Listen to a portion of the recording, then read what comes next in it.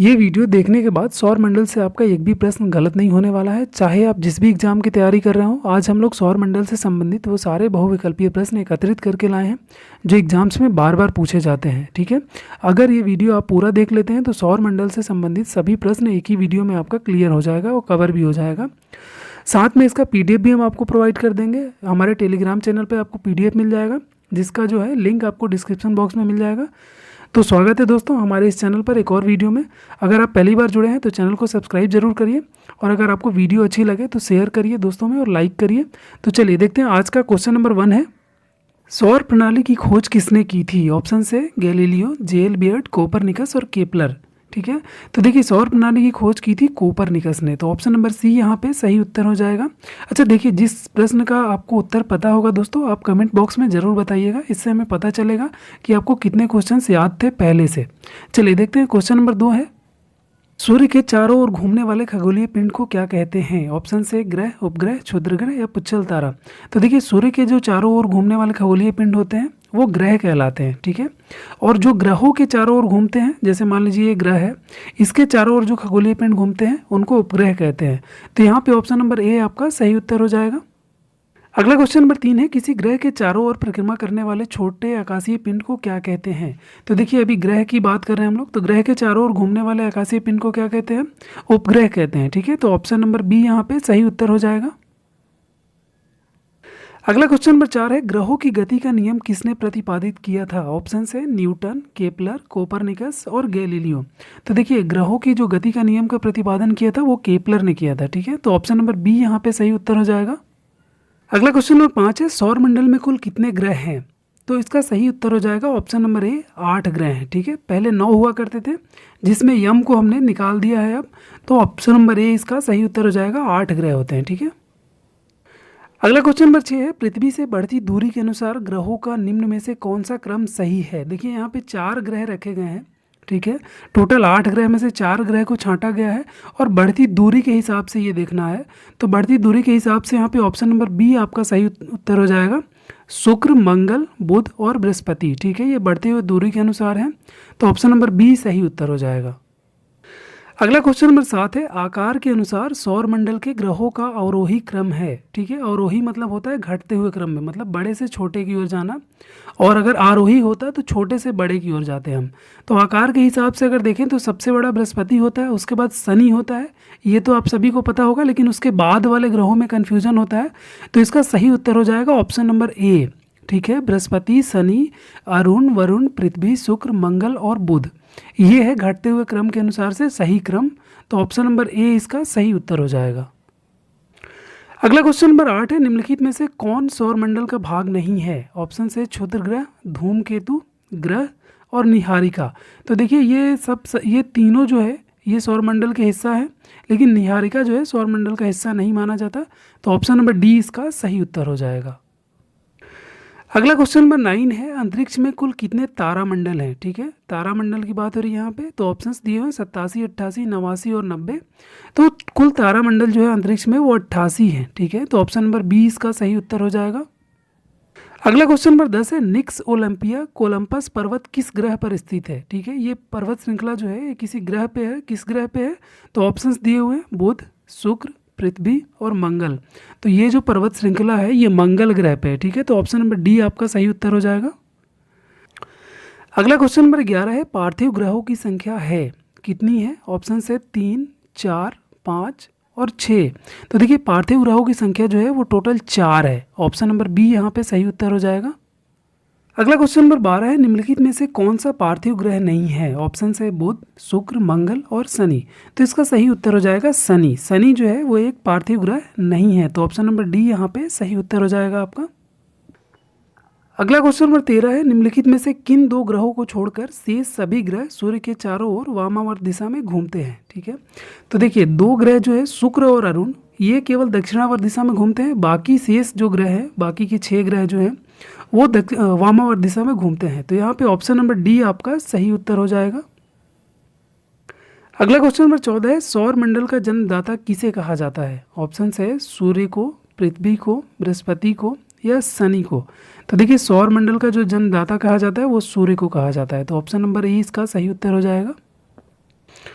अगला question number 15 है, ब्रह्मांड में विस्फोटी तारा कहलाती है। ऑप्शन है धूमकेतु, उल्का, लुब्धक या अभिनव तारा। तो देखिए विस्फोटी तारा जो है वो अभिनव तारा को कहते हैं। इसमें हमेशा विस्फोट होते रहता है, एक चमकीला सा इसमें कुछ दिखाई देते रहता है, इस वजह से इसको विस्फोटी तारा कहते हैं। तो ऑप्शन नंबर डी इसका सही उत्तर हो जाएगा आपका। अगला क्वेश्चन नंबर 16 है, वैज्ञानिक जिन्होंने सर्वप्रथम खोज की कि पृथ्वी सूर्य के चारों ओर घूमती है थे, कौन से थे वैज्ञानिक ये? ऑप्शन है न्यूटन, डाल्टन, कॉपरनिकस या आइंस्टीन। तो इसका सही उत्तर हो जाएगा ऑप्शन नंबर सी, कॉपरनिकस थे। अगला क्वेश्चन नंबर 17 है, निम्नलिखित में से कौन सा ग्रह नहीं है जिसे प्राचीन भारतीय ग्रह मानते थे? ठीक है, ऑप्शन है सूर्य, मंगल, शुक्र और शनि। तो देखिए ये तीन तो अभी भी ग्रह सब मानते हैं कि ये ग्रह है, लेकिन सूर्य को प्राचीन भारतीय जो है ग्रह मानते थे। ये एक तारा है, ठीक है, सूर्य एक ग्रह नहीं है। तो ऑप्शन नंबर ए इसका सही उत्तर हो जाएगा। अगला क्वेश्चन नंबर 18 है, सूर्य के संगठन में सहायक गैस है। ऑप्शन है ऑक्सीजन और कार्बन डाइऑक्साइड, हीलियम और ऑक्सीजन, हीलियम और नाइट्रोजन और हाइड्रोजन और हीलियम। तो देखिए सूर्य के संगठन में मात्र दो ही गैस है, वो है हाइड्रोजन और हीलियम। दो हाइड्रोजन मिलकर एक हीलियम का निर्माण करते हैं। तो ये दो ही गैस सूर्य के संगठन में सहायक मानी जाएगी। तो ऑप्शन नंबर डी इसका सही उत्तर हो जाएगा। अगला क्वेश्चन नंबर 19 है, सूर्य के मध्य भाग को क्या कहा जाता है? ऑप्शन है समताप मंडल, प्रकाश मंडल, वर्ण मंडल या स्थल मंडल। तो देखिए सूर्य का जो मध्य भाग होता है उसको हम बोलते हैं प्रकाश मंडल, ठीक है। तो ऑप्शन नंबर बी इसका सही उत्तर हो जाएगा। क्वेश्चन नंबर 20 है, सूर्य के ऊपर के भाग को क्या कहा जाता है? ऑप्शन है अधोमंडल, प्रकाश मंडल, वर्ण मंडल या समताप मंडल।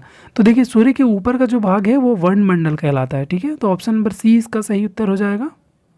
अगला क्वेश्चन नंबर 21 है, सूर्य सदैव पूर्व में निकलता है क्योंकि? ऑप्शन है पृथ्वी पश्चिम से पूर्व की ओर घूमती है, ऑप्शन नंबर बी है सूर्य पूर्व से पश्चिम की ओर घूमती है, ऑप्शन सी है यह पूर्व में स्थित है, या ऑप्शन नंबर डी इनमें से कोई नहीं।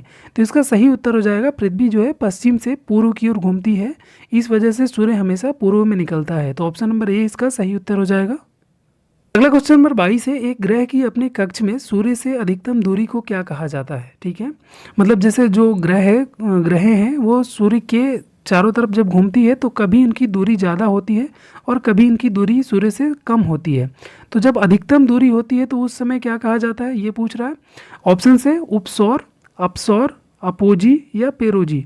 तो देखिए जब अधिकतम दूरी होती है तो अपसौर कहलाता है, ठीक है। ऑप्शन नंबर बी यहाँ पे सही उत्तर हो जाएगा। और जब न्यूनतम दूरी होती है तो उपसौर कहते हैं, ठीक है, ये भी याद रखिएगा। अगला क्वेश्चन नंबर 23 है, एक ग्रह की अपने कक्ष में सूर्य से न्यूनतम दूरी क्या कहलाती है? ऑप्शंस दिए हुए अभी हम लोगों ने देखा, इसको क्या बोलते हैं, उपसौर बोलते हैं, ठीक है। तो ऑप्शन नंबर ए इसका सही उत्तर हो जाएगा। अगला क्वेश्चन नंबर 24 है, निम्नलिखित में से किनके बीच की औसत दूरी को एक खगोलीय इकाई या एकक कहा जाता है? ऑप्शन है पृथ्वी तथा सूर्य, पृथ्वी तथा चंद्रमा, बृहस्पति तथा सूर्य और प्लूटो तथा सूर्य।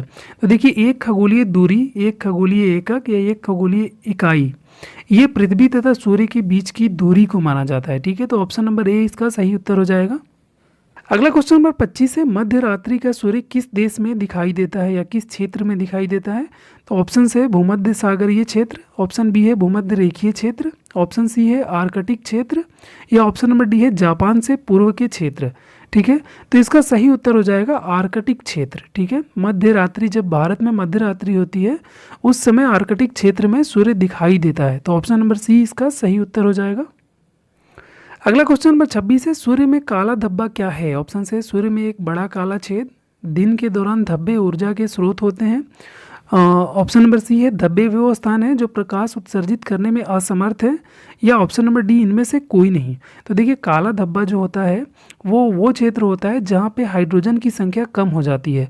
जहाँ पे हाइड्रोजन की संख्या कम हो जाएगी तो हीलियम का निर्माण कम होगा, और जहाँ हीलियम का निर्माण कम होगा वहाँ पे नाभिकीय संलयन अभिक्रिया भी नहीं होगी, इस वजह से वहाँ पे प्रकाशमान नहीं हो पाता है। तो ऑप्शन नंबर सी इसका सही उत्तर हो जाएगा। अगला क्वेश्चन नंबर 27 है, सूर्य के रासायनिक मिश्रण में हाइड्रोजन का प्रतिशत कितना होता है? ऑप्शन है 71%, 61%, 75 या 54%। तो देखिए अभी हाइड्रोजन का प्रतिशत जो है वो लगभग 71% के करीब है, लेकिन धीरे धीरे ये कम होता जाएगा क्योंकि दो हाइड्रोजन्स मिलकर एक हीलियम का निर्माण लगातार करते आ रहे हैं। इसी वजह से सूर्य से हमें रोशनी और ऊष्मा प्राप्त होती है। तो अभी फिलहाल तो 71% है, लेकिन धीरे धीरे ये कम होता जाएगा। तो ऑप्शन नंबर ए इसका सही उत्तर हो जाएगा अभी। अगला क्वेश्चन नंबर 28 है, निम्नलिखित में से कौन एक तारा है? ऑप्शन से चंद्रमा, शुक्र, पृथ्वी तथा सूर्य। तो ये आप सभी को पता होगा, अगर पता है तो इसका आंसर जो है कमेंट बॉक्स में आप लिख के बताइए। अगला क्वेश्चन नंबर 29 है, सौर पृष्ठ पर लगभग कितना तापमान होता है? देखिए ये सौर की पृष्ठ की बात हो रही है, मतलब सूरज के अंदर की भाग नहीं, इसके ऊपरी भाग की, ठीक है। तो ऑप्शंस दिए हुए हैं 800 degree Celsius, 600 degree Celsius, 6000 degree Celsius या 1000 डिग्री सेल्सियस। तो इसका सही उत्तर हो जाएगा 6000 degree Celsius. Option number C इसका सही उत्तर होगा। अगला क्वेश्चन नंबर 30 है, सूर्य की सतह पर हाइड्रोजन के अलावा दूसरा गैस कौन सा बहुतायन में पाया जाता है? ठीक है, ऑप्शन है हीलियम, नियॉन, आर्गन और ऑक्सीजन। तो अभी देखिए थोड़ी देर पहले हम लोगों ने देखा था सूर्य के अंदर हाइड्रोजन और हीलियम बस दो ही गैस हैं, ठीक है, और हाइड्रोजन मिलके हीलियम का निर्माण करते हैं। तो एक तो हाइड्रोजन हो गया, दूसरा हीलियम होता है। तो ऑप्शन नंबर ए इसका सही उत्तर हो जाएगा। अगला क्वेश्चन नंबर 31 है, सूर्य प्रकाश धरती तक पहुंचने में कितना समय लेता है? ठीक है, ऑप्शंस दिए हुए 8.3, 7.3, 9.4 और 10। ठीक है, ये मिनट्स की बात हो रही है यहाँ पे, 8.3 मिनट्स या 7.3 मिनट्स। तो आई थिंक इसका आंसर भी आप लोगों को पता होगा, अगर पता होगा तो कमेंट बॉक्स में ज़रूर बताइएगा। वैसे हम बता देते हैं, सूर्य का प्रकाश जो है धरती तक पहुँचने में 8.3 मिनट का समय लगता है। तो ऑप्शन नंबर ए इसका सही उत्तर हो जाएगा। अगला क्वेश्चन नंबर 32 है, सूर्य के सबसे पास कौन सा ग्रह है? ठीक है, ऑप्शन से बुध, बृहस्पति, शुक्र और मंगल। तो देखिए सबसे पास जो है वो बुध ग्रह होता है, ठीक है, बुध, शुक्र, पृथ्वी, उसके बाद मंगल आता है, ठीक है। तो ऑप्शन नंबर ए इसका सही उत्तर हो जाएगा। अगला क्वेश्चन नंबर 33 है, बुध नक्षत्र में एक वर्ष में दिनों की संख्या कितनी होती है? ऑप्शन है 300, 56, 36 या 88। तो देखिए बुध ग्रह या बुध नक्षत्र में एक वर्ष में दिनों की संख्या, मतलब सूर्य का एक चक्कर जो है वो बुध ग्रह 88 दिन में पूरा कर लेता है। तो एक वर्ष में इसके दिनों की संख्या कितनी होगी? 88 होगी। तो ऑप्शन नंबर डी यहाँ पे सही उत्तर हो जाएगा। अगला क्वेश्चन नंबर 34 है, किस ग्रह में चंद्रमा की तरह कलाएं होती हैं? ऑप्शन है मंगल, बुध, बृहस्पति या शनि। अच्छा, यहाँ पे कलाएं से मतलब ये है कि जैसे चंद्रमा हमें धीरे धीरे बढ़ता हुआ और घटता हुआ दिखाई देता है, वैसे उसको कलाएं बोलते हैं, चंद्रमा की कलाएं बोलते हैं। तो ये चीज़ जो है बुध ग्रह के साथ भी होता है। तो ऑप्शन नंबर बी यहाँ पे सही उत्तर हो जाएगा, बुध ग्रह में चंद्रमा की तरह कलाएं होती हैं। अगला क्वेश्चन नंबर 35 है, निम्नलिखित में से कौन से ग्रहों के चारों ओर घूमने वाले उपग्रह नहीं हैं? ऑप्शन से मंगल तथा शुक्र, बुध तथा शुक्र, मंगल तथा बुध या वरुण तथा प्लूटो। ठीक है, तो देखिए दो ऐसे कौन से ग्रह हैं जिनका कोई उपग्रह नहीं है? तो ये ग्रह है बुध और शुक्र। ठीक है, तो ऑप्शन नंबर बी यहाँ पे सही उत्तर हो जाएगा। अगला क्वेश्चन नंबर 36 है, निम्नलिखित में से कौन सा ग्रह सूर्य के चक्कर सबसे कम समय में लगाता है? ऑप्शन से बुध, शुक्र, पृथ्वी और मंगल। तो देखिए जाहिर सी बात है, जो ग्रह सूर्य के सबसे समीप है वो सबसे जल्दी चक्कर पूरा कर लेगा। तो सबसे समीप बुध है, तो इसका ऑप्शन नंबर ए सही उत्तर हो जाएगा। क्वेश्चन नंबर 37 है, सबसे तीव्र गति से सूर्य का चक्कर लगाने वाला ग्रह है? ऑप्शन से बुध, बुध, पृथ्वी, बृहस्पति या शनि। तो देखिए सबसे तीव्र गति से भी अगर कोई चक्कर लगाने वाला ग्रह है तो वो बुध ही होगा, मतलब सबसे तेज या सबसे जल्दी जो चक्कर लगाता है वो कौन है? बुध ग्रह है। तो ऑप्शन नंबर ए इसका सही उत्तर हो जाएगा। अगला क्वेश्चन नंबर 38 है, निम्नलिखित में से किस ग्रह की परिभ्रमण गति सबसे अधिक है? देखिए परिभ्रमण गति से मतलब है कि जो परिक्रमा करने की गति है वो सबसे अधिक किसकी है? तो वो बुध ग्रह की ही हो जाएगी। ठीक है, क्योंकि बुध ग्रह सबसे पास में और सबसे तेज परिक्रमा करता है, तो इसकी जो अवधि है परिक्रमा करने की वो भी सबसे कम होती है और इसकी जो गति है वो सबसे अधिक होती है। इस तरह के क्वेश्चंस हम लोगों ने 2-3 अभी देख लिए जो लगभग मिलता जुलता क्वेश्चंस है, उसका उत्तर बुध ही है, लेकिन क्वेश्चन पूछने का तरीका जो था चारों बार अलग अलग था, जैसा कि एग्जाम्स में पूछते हैं, इसीलिए वैसा हम लोगों ने इसको बनाया था। ठीक है, तो ये ध्यान रखेंगे आप लोग। अच्छा, अभी तक अगर आपने चैनल को सब्सक्राइब नहीं किया है तो चैनल को सब्सक्राइब जरूर करिए। ठीक है, देखते हैं अगला क्वेश्चन। क्वेश्चन नंबर 39 है, निम्नलिखित में से किस ग्रह का अक्षीय झुकाव सबसे अधिक है? ऑप्शन है पृथ्वी, बुध, प्लूटो तथा शनि। तो देखिए अक्षीय झुकाव जो उसका एक अक्ष होता है, पृथ्वी हो या कोई और भी ग्रह हो, जैसे पृथ्वी अपने अक्ष पे 23 डिग्री झुकी हुई है, उसको बोलते हैं अक्षीय झुकाव। तो किस ग्रह का सबसे अधिक है? तो वो है बुध का। ठीक है, ऑप्शन नंबर बी यहाँ पे सही उत्तर हो जाएगा। अगला क्वेश्चन नंबर 40 है, चंद्रमा के सदृश दिखाई देने वाला ग्रह है? मतलब चंद्रमा की तरह कौन सा ग्रह दिखाई देता है, तो अभी हम लोगों ने देखा कि बुध ग्रह जो है वो चंद्रमा के समान उसमें कलाएं होती है, तो ये चंद्रमा के सदृश दिखाई देता है। तो ऑप्शन नंबर ए इसका बुध जो है वो सही उत्तर हो जाएगा। अगला क्वेश्चन नंबर 41 है, सौर मंडल का कौन सा ग्रह लगभग पृथ्वी जितना बड़ा है? ठीक है, ऑप्शन से मरकरी मतलब बुध, मंगल, शुक्र और यम। तो देखिए सौर मंडल का शुक्र एक ऐसा ग्रह है जो पृथ्वी की तरह समान है, मतलब लगभग उसके आकार भी बराबर है और कई सारी चीज़ें इसकी मैच करती है पृथ्वी से। तो ऑप्शन नंबर सी यहाँ पे सही उत्तर हो जाएगा आपका।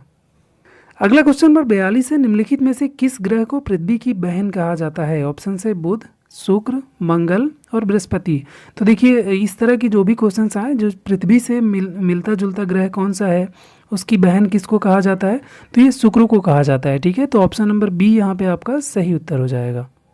अगला क्वेश्चन नंबर 43 है, किस ग्रह को शाम का तारा कहा जाता है? ठीक है, ये भी शुक्र ग्रह को ही कहा जाता है, शाम का तारा या सांझ का तारा। ठीक है, तो ऑप्शन नंबर बी इसका सही उत्तर हो जाएगा। अगला क्वेश्चन नंबर 44 है, सबसे चमकीला ग्रह कौन सा है? ठीक है, ऑप्शंस दिए हुए बृहस्पति, मंगल, शुक्र तथा बुध। तो सबसे चमकीला ग्रह शुक्र को माना जाता है। ठीक है, ये शाम के समय चमकता हुआ एक तारे की तरह दिखाई देता है, आप लोगों ने देखा भी होगा। तो ये शुक्र जो है सबसे चमकीला ग्रह है, ऑप्शन नंबर सी इसका सही उत्तर हो जाएगा। अगला क्वेश्चन नंबर 45 है, सूर्य तथा पृथ्वी के निकटतम ग्रह क्रमशः कौन कौन से हैं? ठीक है, ऑप्शंस दिए हुए बुध तथा शुक्र, शुक्र तथा बुध, बुध तथा मंगल, बुध तथा बृहस्पति। ठीक है, तो देखिए सूर्य और पृथ्वी के निकटतम ग्रह की अगर बात हो रही है, तो जैसे सूर्य है, सूर्य से पहला, दूसरा, तीसरे स्थान पे पृथ्वी है, चौथे पे मंगल है। तो पहले पे है बुध, दूसरे पे है शुक्र, तीसरे पे पृथ्वी। ठीक है, तो यहाँ सूर्य और पृथ्वी की निकटतम ग्रह कौन कौन सी हो जाएगी? बुध तथा शुक्र। तो ऑप्शन नंबर ए इसका सही उत्तर हो जाएगा। अगला क्वेश्चन 46 है, यूरोपवासी किस ग्रह की पूजा देवी के रूप में करते हैं? ऑप्शंस दिए हुए शुक्र, पृथ्वी, मंगल तथा बुध।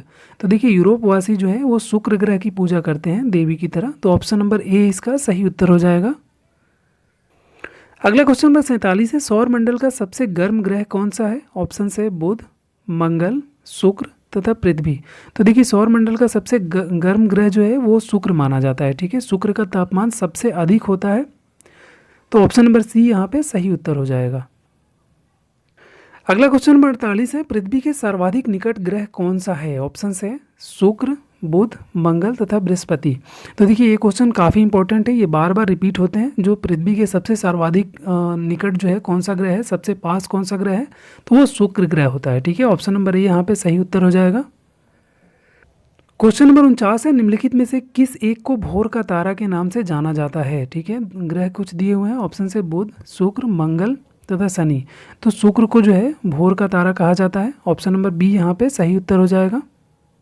अगला क्वेश्चन नंबर 50 है, निम्नलिखित ग्रहों में से किसे सौंदर्य का देवता कहा जाता है? ऑप्शन से बुध, शुक्र, बृहस्पति या शनि। तो देखिए शुक्र को सौंदर्य का देवता कहा जाता है ग्रहों में, तो ऑप्शन नंबर बी यहाँ पे सही उत्तर हो जाएगा।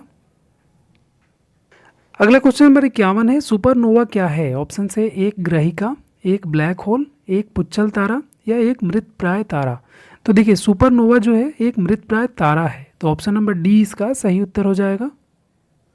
अगला क्वेश्चन नंबर 52 है, उत्तरी ध्रुव की खोज किसने की थी? ऑप्शन से रॉबर्ट पियरे ने की थी, एमंडसन ने की थी, तस्मान ने या जॉन केबार्ट ने की थी।